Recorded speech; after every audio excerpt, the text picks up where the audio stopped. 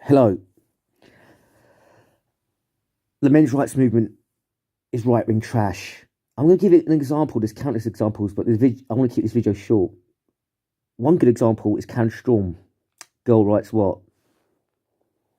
She did a hangout with a neo Nazi and Christopher Cantwell, and he tweets all sorts of insane nonsense, and he's been caught saying that we should kill all men of other races and take their stuff so we can take their women. Very primal, basic male on male hostility. And Karen Storm gave him a open platform, and she used the excuse of free speech. Oh, I just want to hear what he has to say. We got to learn about him and all this nonsense, right? Look, I'm not against talking to these people as long as you challenge them on the bigotry and call them out. If you're going to give a soft platform, it's a waste of time, and you're actually an enabler. And Karen Storm, I think, is just a right-wing reactionary. She rants on about big government, taxes, how it's better to have a housewife than being forced to pay for other women's choices, blah, blah, blah. She's a real trade-con reactionary, you know. And she's the best that the men's rights movement has got to offer right now. Or she's the best that the mainstream men's rights movement has to offer. The less said about MGTOW, the better. That was hijacked by a turd-flinging monkey, a lunatic who rants on about male mass murder. We had Barbarossa, who took money for a book and ran. Really betrayed men's trust. He was a charismatic, insightful video maker, but he just turned out to be another anti-male resource hoarder, like the rest of them. And this is what the pro-male movement has to seek to filter out. Because we are a reaction to the failures of MGTOW and the men's rights movement.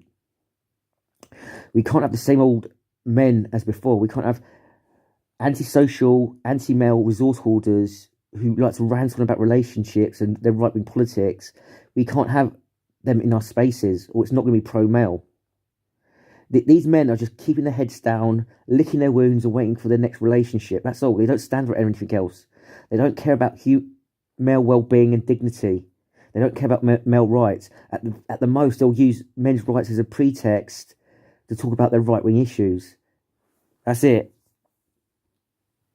Now, we've done a manifesto that we've been working on the past few weeks, and we've all, in the Pro-Male Collective Discord, we've all contributed to it. I did the first rough draft, but I've got to say, a few people really added to it and made it a lot better.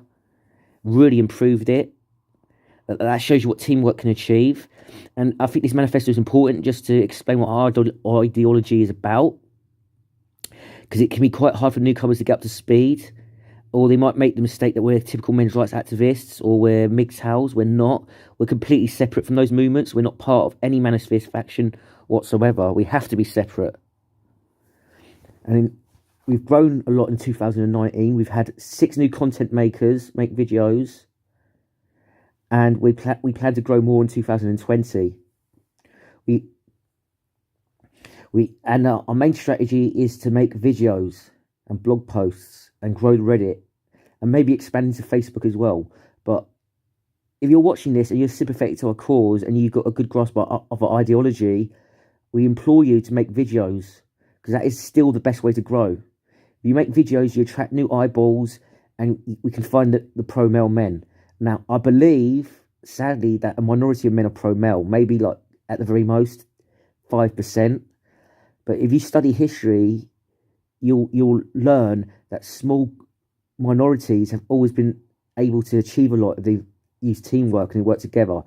One of the biggest examples is actually the Christian sect. Christians managed to take over the Roman Empire when there were less than 5% of the population of the Roman Empire.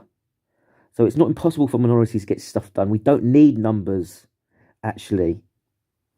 Oh yeah, women are the majority of voters, is just an excuse, and it's a cop-out. First of all, we don't live in a proportional representation system in most countries. Most countries are first past the post. So just because women are the majority of voters by a couple percent doesn't necessarily mean anything. Also, in a lot of countries, like in the UK, we've had right-wing governments getting into power, not left-wing governments. due to female voters. This narrative that, oh, women voting leftists is just false and too simplistic. It's more complicated than that. We've got to stop making excuses to be passive, and we've got to get up off our asses. We've got to try and achieve stuff. We can't carry on making the same mistakes as the current men's rights movement. It's almost like they want to fail. I do not.